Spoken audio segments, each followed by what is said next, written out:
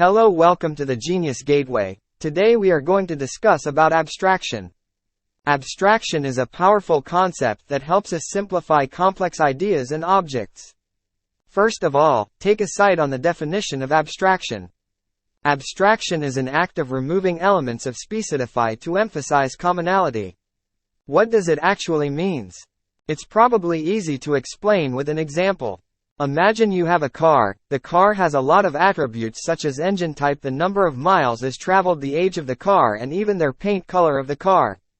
Now let's say you're describing your car to a friend. You will tell him about the paint color or its price or qualities because this would be helpful for him to find a car for him.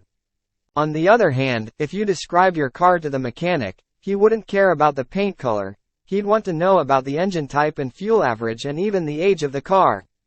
From this scenario we can see that in real life, depending on the scenario, we describe the same object in different ways. This is abstraction in everyday life. So, what is abstraction? Well, it is the process of describing things using only the important details for the task at hand. In a computer context, this involves only providing attributes and methods to an object that are useful for the task at hand. So this was all in today's video. Like, subscribe and share if you like it.